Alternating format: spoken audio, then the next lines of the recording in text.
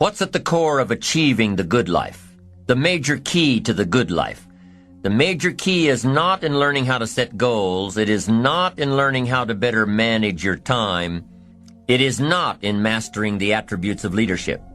Every day in 1,000 different ways, we are trying to improve ourselves by learning how to do things. We spend a lifetime gathering knowledge in classrooms, in textbooks, in experiences. Now, if knowledge is power, if knowledge is the forerunner to success, then why do we fall short of our objectives? Why, in spite of all our knowledge and in spite of our collective experiences, do we find ourselves aimlessly wandering, settling for a life of existence rather than a life of substance? While there may be many answers to this question, the fundamental answer is the absence of discipline. Applying all that we know. That's the key word, discipline. Self-discipline. We might add one more word here, consistent. Consistent self-discipline. Better than knowledge is applied knowledge. And once we've applied our knowledge, we must study the results of that process. Apply our knowledge, study the results. Refine our approach. Finally, by trying and observing and refining and trying again, our knowledge will inevitably produce worthy results, admirable results. And with the joy and results of our efforts, we continue to apply, to learn, to observe, to fuel our ambition with the positive reinforcement of continued progress. Pretty soon, we'll find that we're swept into a spiral of achievement, a vertical rise to success. But for this whole process to work for us, we must first master the art of discipline, self-discipline, consistent self-discipline. It takes consistent self-discipline to master the art of setting goals, to master the art of time management, to master the art of leadership, to master the art of parenting and relationships. If we don't make consistent self-discipline part of our daily lives, the results we seek will be sporadic and elusive. It takes a consistent effort to truly manage our valuable time, or we'll be consistently frustrated. It takes discipline to conquer the nagging voices in our minds, the fear of failure, the fear of success, the fear of poverty, the fear of a broken heart. It takes discipline to keep trying when that nagging voice within us brings up the possibility of failure. It takes discipline to admit our errors and recognize our limitations. The voice of the human ego speaks to all of us. Sometimes the voice of ego says that we should magnify our value beyond our results. It leads us to exaggerate, to not be totally honest. It takes discipline to be totally honest, both with ourselves and with others.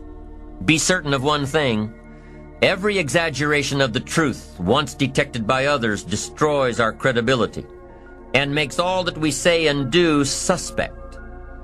As soon as a business colleague figures out that we tend to exaggerate, guess what? They'll always think we exaggerate, and they'll never quite hold us in the same regard again. Never. It takes discipline to change a habit, because habits are formed a little bit each day, every day, every day. Once habits are formed, they act like a giant cable. They act like a nearly unbreakable instinct that only long-term disciplined activity can change. We must unweave every strand of the cable of habits slowly and methodically until the cable that once held us in bondage becomes nothing more than scattered strands of wire. It takes the consistent application of a new discipline, a more desirable one to overcome one which is less desirable. It takes discipline to plan. It takes discipline to execute our plan. It takes discipline to look with full objectivity at the results of our applied plan.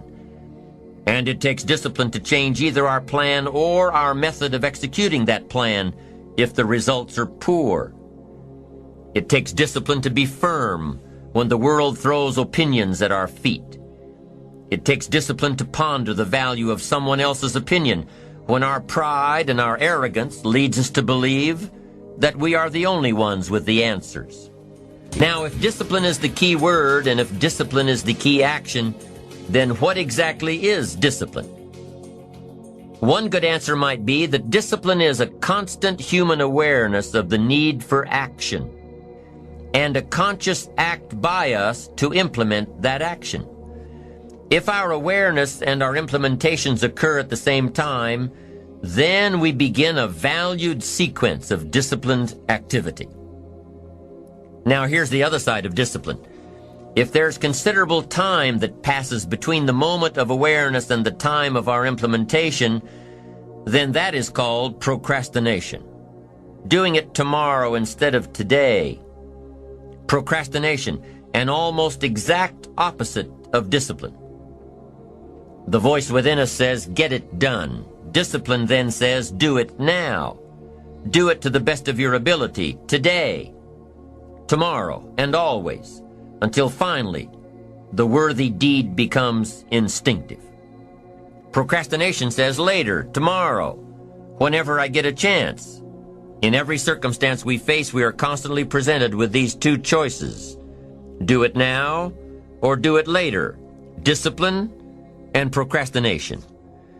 A choice between a disciplined existence bearing the fruit of achievement and contentment, or procrastination, the easy life for which the future will bear no fruit, only the bare branches of mediocrity.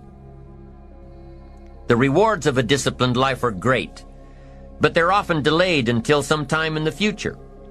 The rewards for the lack of discipline are immediate, but they are minor in comparison to the immeasurable rewards of consistent self-discipline. An immediate reward for lack of discipline is a fun day at the beach. A future reward of discipline is owning the beach. For most, we choose today's pleasure rather than tomorrow's fortune. So how can you get rid of the easy distractions? How can you keep your mind on what you're trying to do?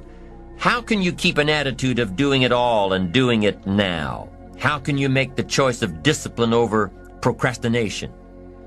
How can you stay focused on your ambitions? You can keep your focus on your work. You can get it done today instead of tomorrow. You've got to really work on your consistent self-discipline on a daily basis, or you'll find yourself distracted. Distracted by negative thoughts, distracted by negative people, and pretty soon, depending on the type of people you've associated with, distracted by your doubts within yourself.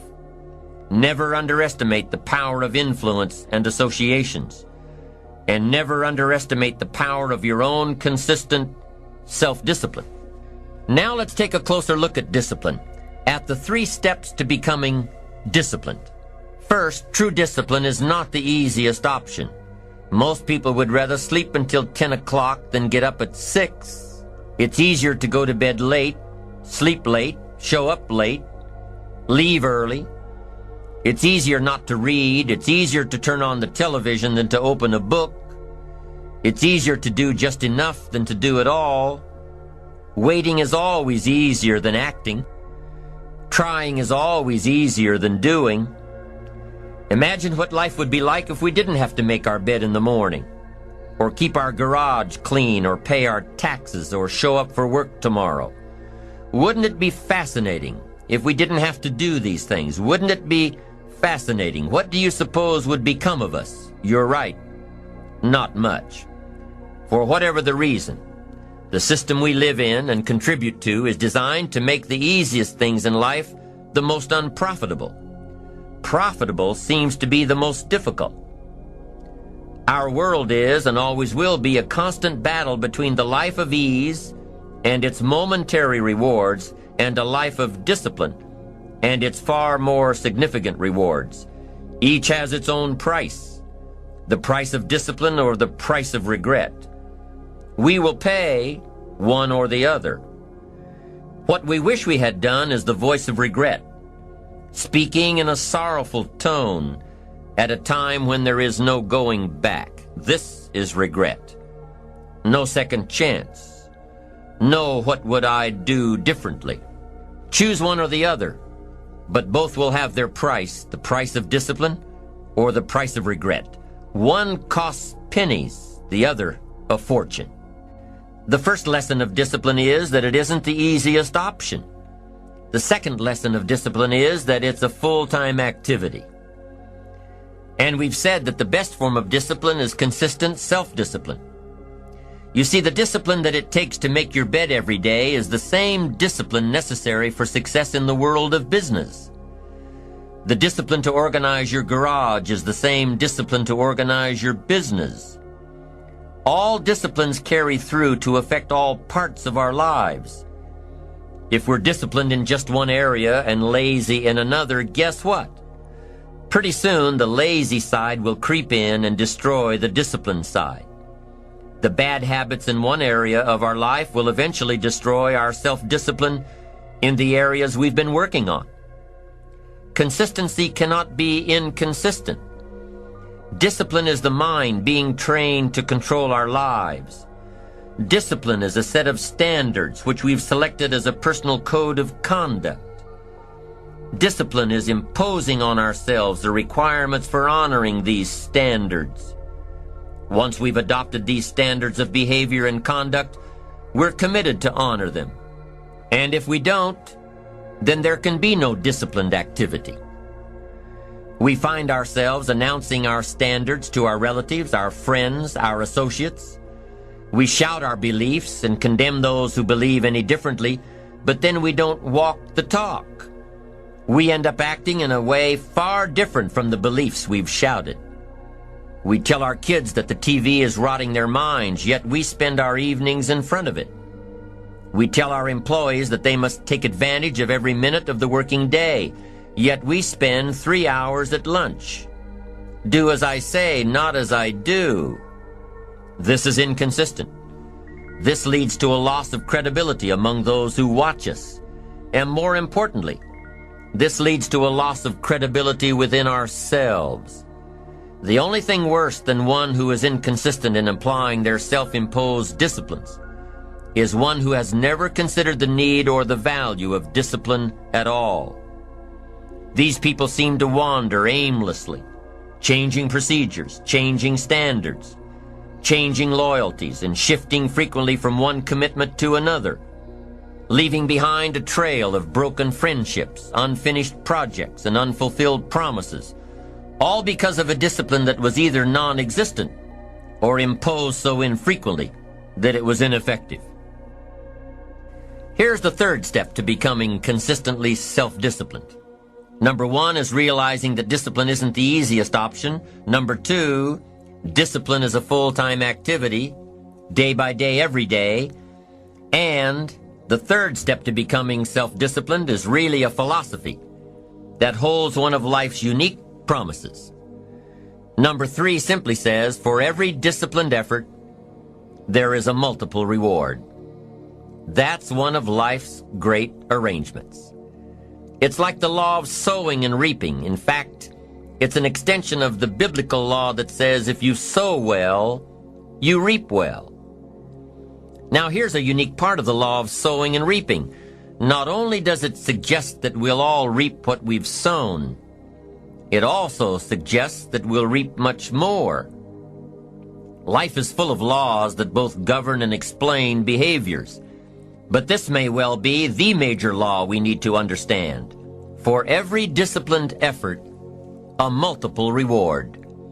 For every disciplined effort, a multiple reward. What a concept. If you render unique service, your reward will be multiplied. If you're fair and honest and patient with others, your reward will be multiplied. If you give more than you expect to receive, your reward is more than you expect. But remember, the key word here, as you might well imagine, is discipline. Everything of value requires care and attention. Everything of value requires discipline. Children require discipline. They must have a structure built for them. They must have boundaries to work within so they feel secure and comfortable to explore and grow. They must learn to recognize what's right and what's wrong, what's acceptable behavior, what's not acceptable. Children require unwavering discipline, consistent discipline, or they'll be confused as to how they're supposed to behave. Likewise, our thoughts require discipline. We must set up our inner boundaries. our codes of conduct, or our thoughts will be confused. And with confused thoughts, we'll end up being confused, hopelessly lost in the maze of life. And confused thoughts produce confused results. Look around you at this very moment in time. What might you be doing that needs attention? Perhaps you're on the brink of giving up, or starting over, or starting out. And the only missing ingredient to your incredible success story in the future is a new and self-imposed discipline that will make you stay longer and try harder and work more intensely than you ever thought you possibly could. The most valuable form of discipline is the one that you impose on yourself. Don't wait for things to deteriorate so drastically that someone else must impose discipline into your life. Wouldn't that be tragic? How could you possibly explain the fact that someone else thought more of you than you thought of yourself? That they forced you to get up early and get out into the marketplace when you would have been content to let success go to someone else who cared more about themselves. Your life, my life, the life of each one of us is going to serve as either a warning or an example. A warning of the consequences of neglect, self-pity, lack of direction and ambition, or an example of talent put to use.